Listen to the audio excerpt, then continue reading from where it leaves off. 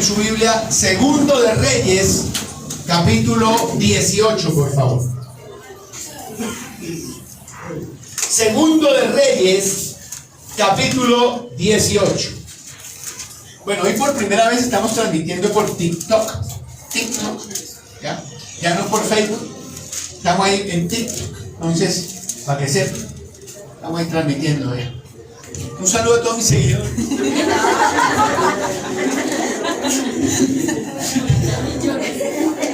Millones. Bueno, listo. Oramos. Ya lo encontró. Segundo de Reyes 18, ahora oramos. Padre, en el nombre de Jesús, te doy gracias. Te bendigo a ti por lo que va a pasar en este momento, en este lugar, Señor. Porque tu palabra siempre es poderosa y restauradora de nuestras vidas. Porque tu palabra viene a traernos vida y vida en abundancia, Señor. Gracias, porque así vas a hacer en cada vida, Padre. Que hoy vino con esa hambre, con esa sed, Señor, de entender, de ser ministrado por tu presencia. Espíritu de Dios, obra en cada corazón. Y bendíceme a mí, por favor, para que pueda ser tu instrumento, un instrumento imperfecto, Señor, en tus manos, pero instrumento tuyo, Padre, para hablar a tu pueblo, animar, reprender, redarguir a tu pueblo, Padre, el día de hoy, en Cristo Jesús. Amén y amén. Amén. Tomen asiento, por favor.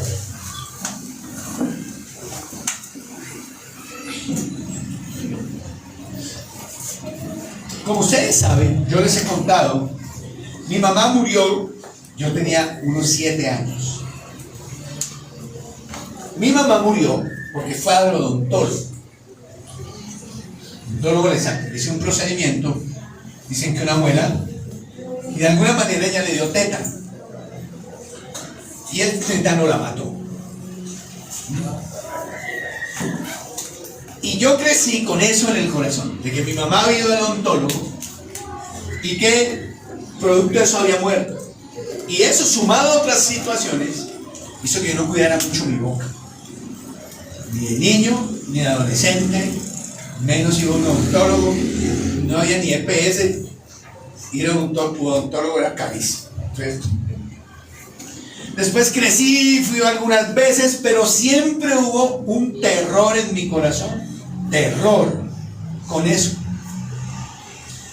Hace poco fui al médico y quiero aclarar que yo sí me lavo la boca, ¿no?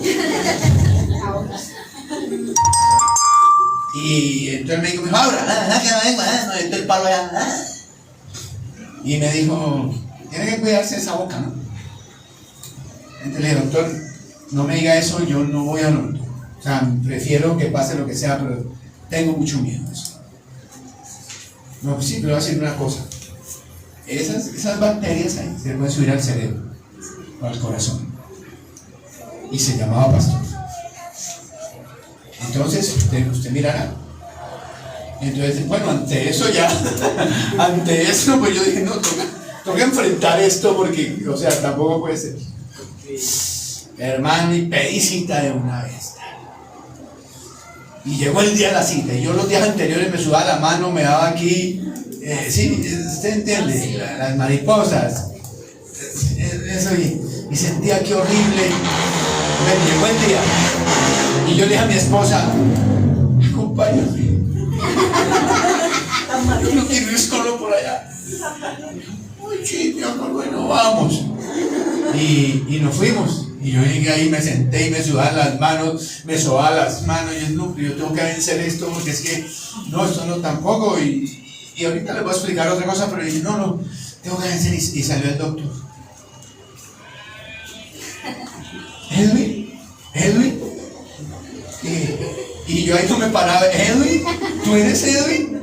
Entonces, ¿qué te pasa? ¿Cómo vería la cara que tenía yo?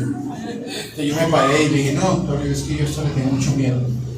Que no sé ni por qué estoy aquí ni cómo estoy aquí. No, tranquilo, va. Y me sentó ahí y resultó ser un hermano cristiano. Ay, doctor, no te preocupes, yo te voy a tratar bien, vamos a hacerlo con paciencia. No te preocupes, tranquilo. Y ya, ese día no me hizo nada. Solo me habló.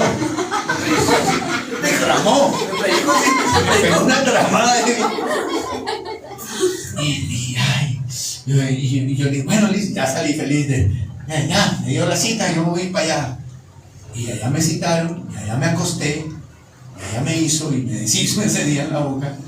Y les cuento esto porque estoy venciendo ese tema.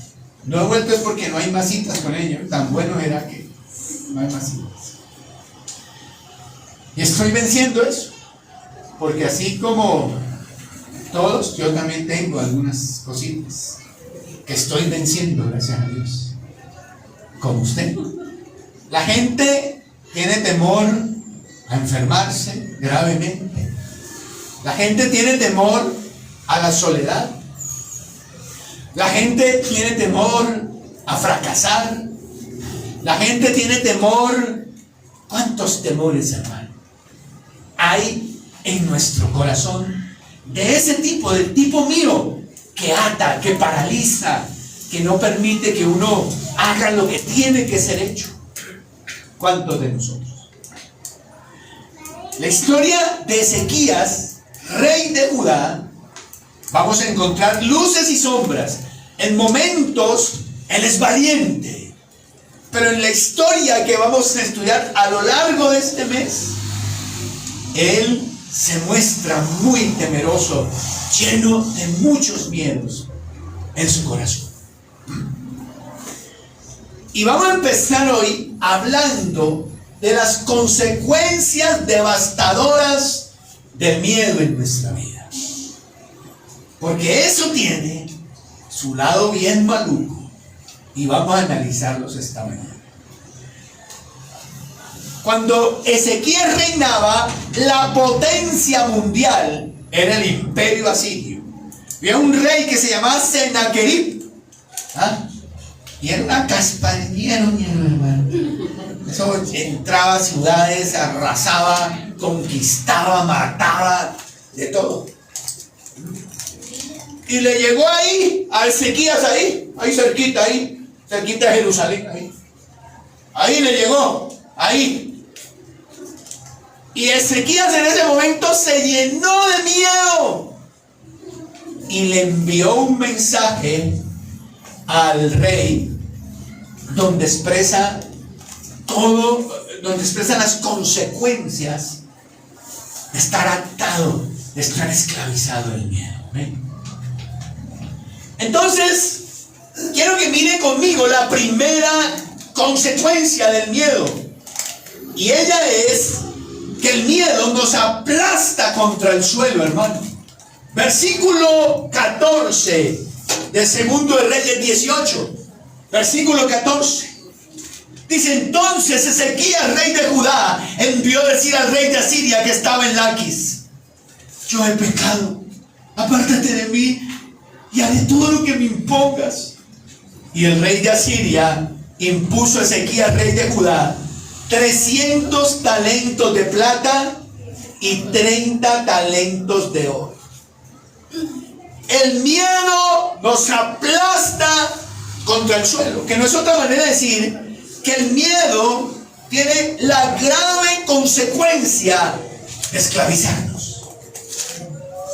Lo que estaba haciendo Ezequías ahí era convirtiéndose en un esclavo del rey de Asiria por el miedo que sentía en ese momento. Y tal vez no hay mejor manera de definir lo que es un esclavo del miedo que lo que dice Ezequías allí: haré todo lo que me impongas. Haré todo lo que me impongas. Quiere decir, yo viviré como tú me digas. Yo haré solo lo que tú me digas.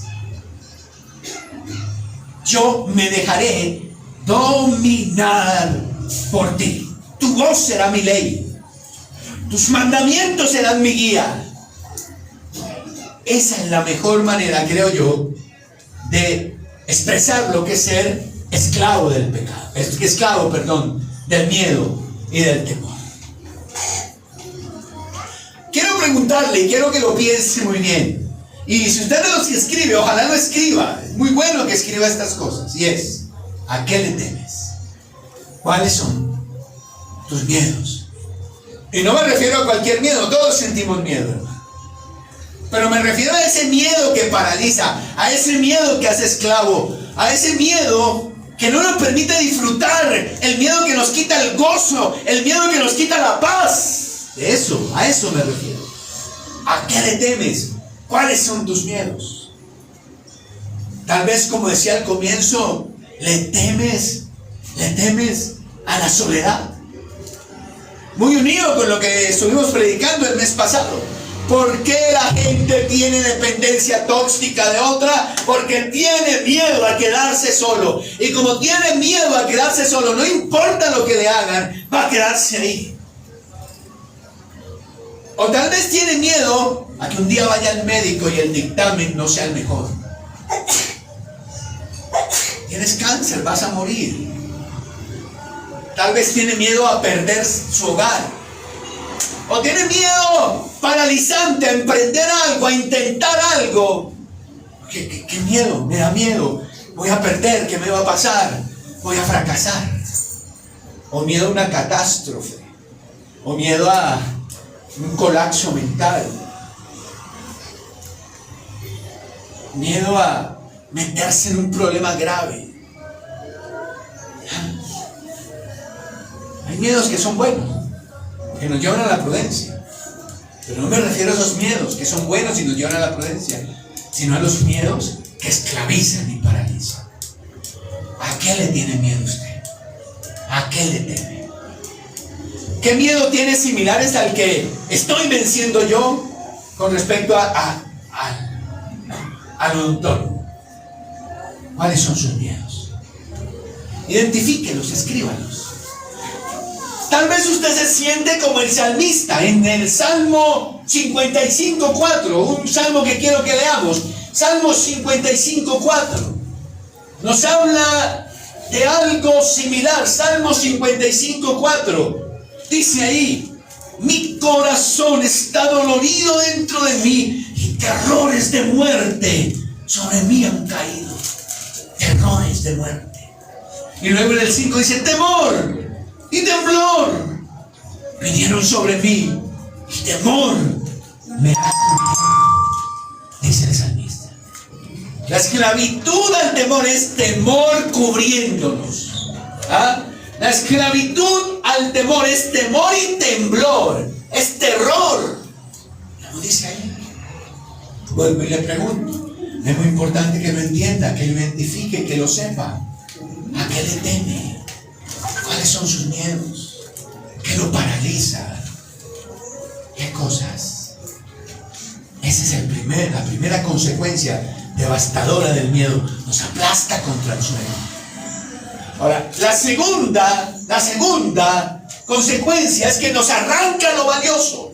En el verso 15 y 16 de Segundo de Reyes, verso 15 y 16 de Segundo de Reyes dice: dio por tanto Ezequías toda la plata que fue hallada en la casa de Jehová y en los tesoros de la casa real. Entonces Ezequías quitó el oro de las puertas del templo de Jehová y de los quiciales que el mismo rey Ezequías había cubierto de oro y lo dio al rey de Asiria. ¿Qué pasa ahí? El rey le ha pedido un impuesto. Entonces, como tú eres mi esclavo, como tú vas a hacer lo que yo te diga, como tú vas a vivir como yo diga, yo digo que ahora tú me tienes que dar 300 talentos de plata y 30 talentos de oro. Y Raudo corriendo fue ese señor, y fue y rebuscó en los tesoros del templo, fue y rebuscó en los tesoros del palacio, fue y rebuscó en todo lado, y solo logró conseguir la plata. 300 talentos de plata.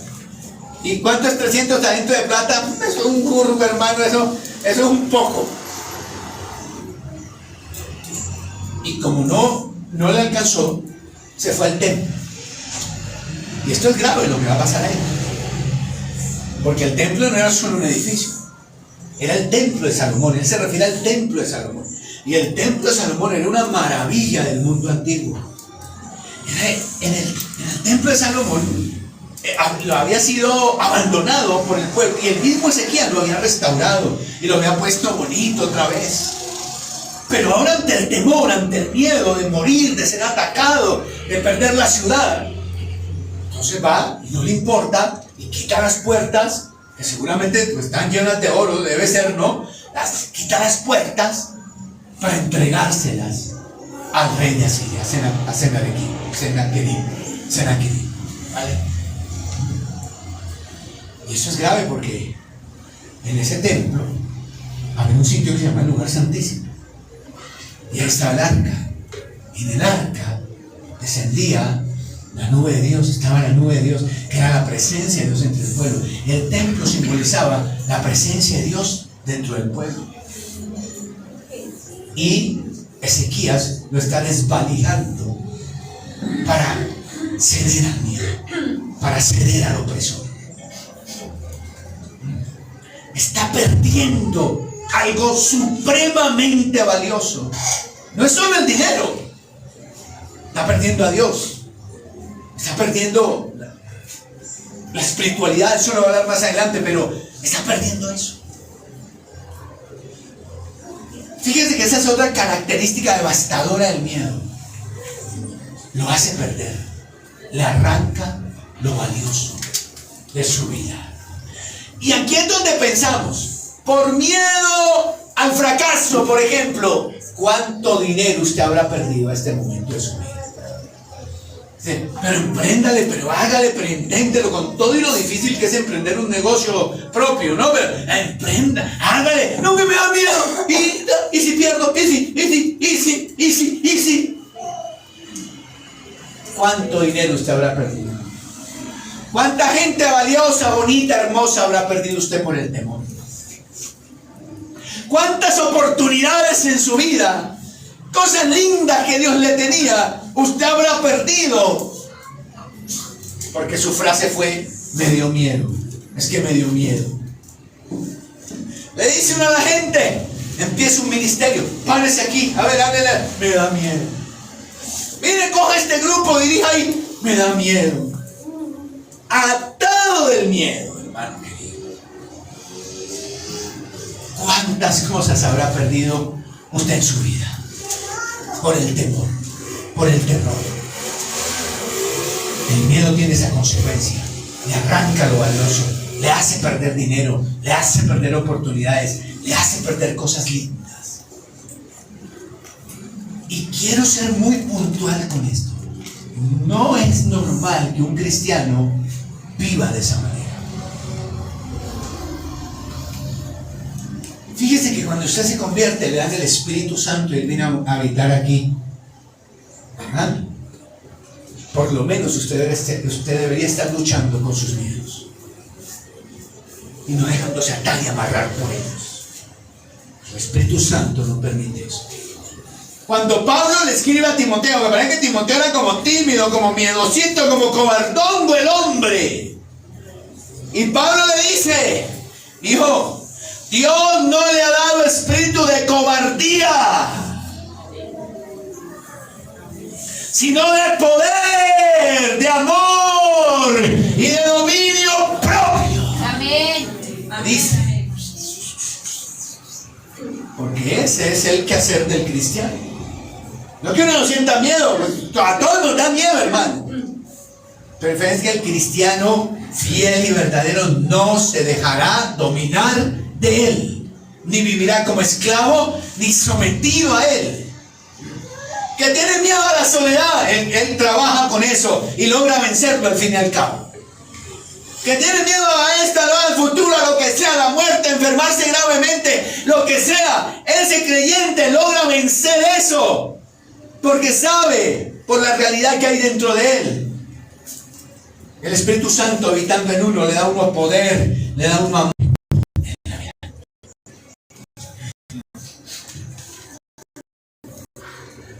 Así que no es normal, no existe algo como un cristiano cobarde.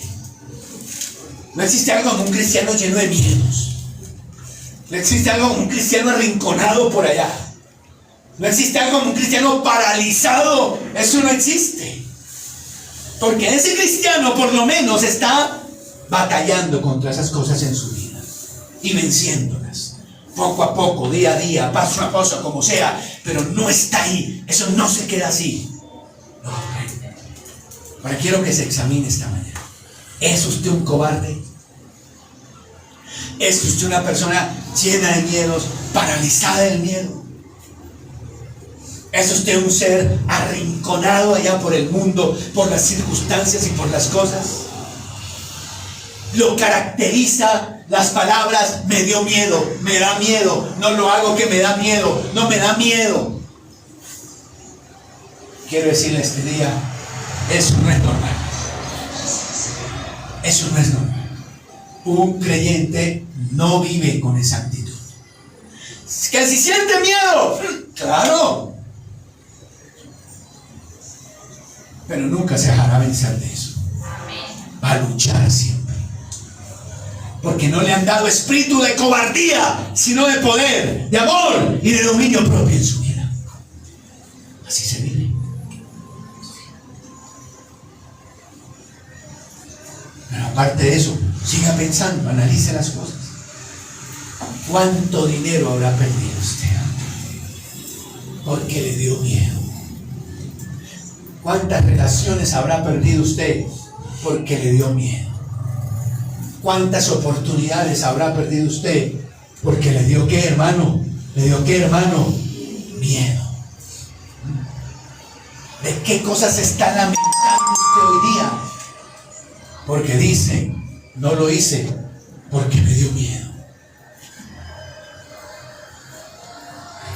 ¿Cuántas? Dos consecuencias. El miedo nos aplasta contra el piso, que quiere decir nos hace esclavos. Otra consecuencia, el miedo nos arranca lo que es valioso.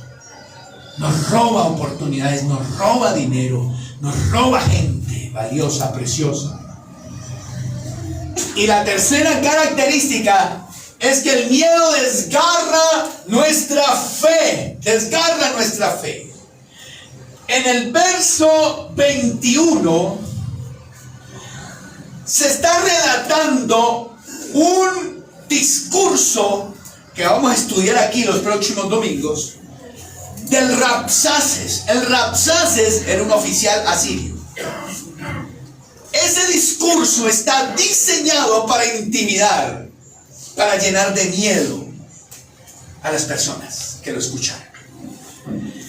Y el Rabsaces comienza ese discurso diciendo: he aquí que confías en este báculo de caña cascada en Egipto, en el cual si alguno se apoyare, se le enterrará por la mano y la traspasará.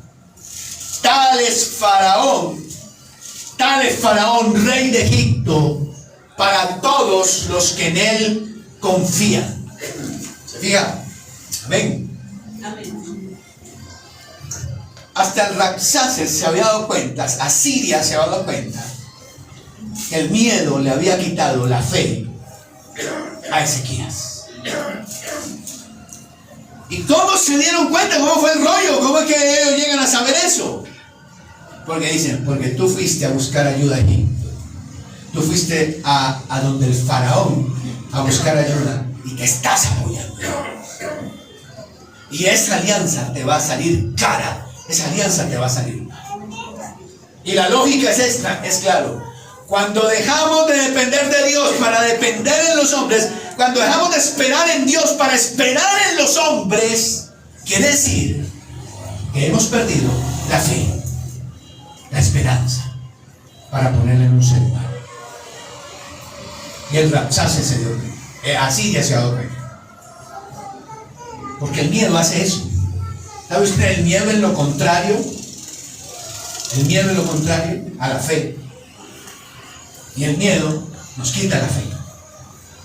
Cuando usted está atado del miedo, llevado del miedo, usted pierde la esperanza y pierde la fe. Y se va por allá a buscar quien lo ayude. Y no es malo buscar quien lo ayude a uno. Lo malo es creer que ahí están las soluciones. La dependencia de los hombres, la dependencia en las situaciones, la dependencia en las cosas. Ahí está lo malo.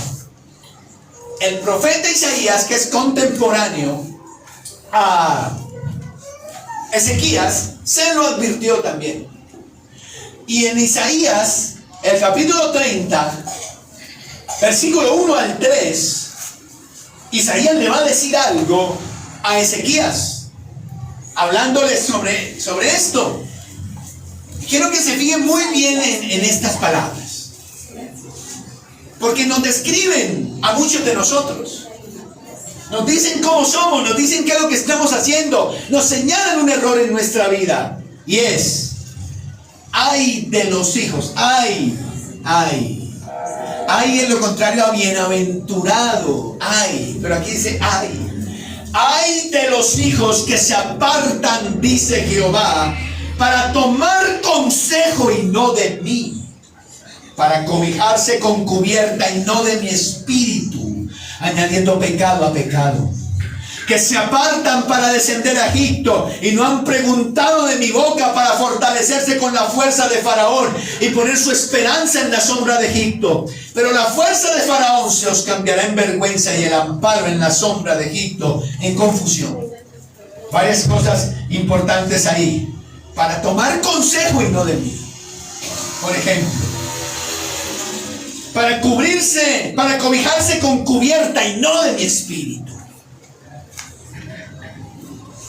Que no han preguntado de mi boca.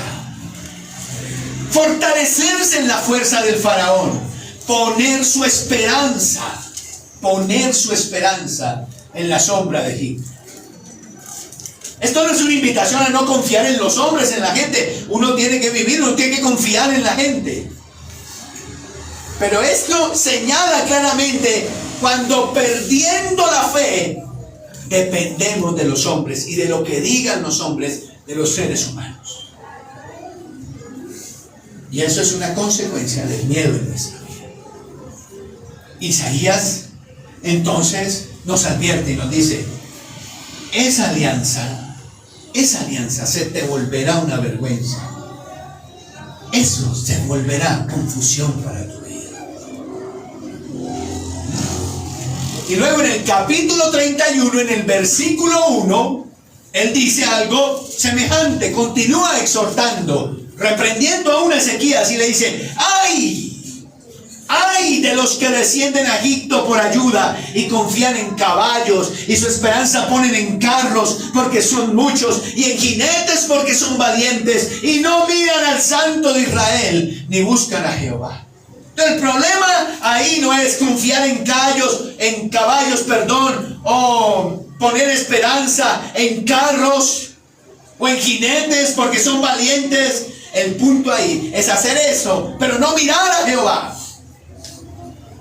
Primero hay que mirar a Jehová y después confiamos en otras cosas. Pero cuando hacemos lo contrario, es una evidencia de miedo, de temor, y eso sale mal siempre. Eso sale mal siempre. Y hay un ejemplo clásico, ¿no? Va uno al médico y el médico mira los exámenes y dice: no, esto es malo, es que no hay nada malo. Sale usted devastado de ese consultorio. Donde el abogado dice: eso se va a perder, usted no puede hacer nada y eso. Va donde el psicólogo, va donde el trabajador social, va, no sé. y no, como son los profesionales, es lo que ellos digan. Entonces, ellos tienen la ley, ellos tienen la última palabra, y puede que no estén equivocados. Puede que lo que digan sea cierto, ¿no? Pero el punto es que atados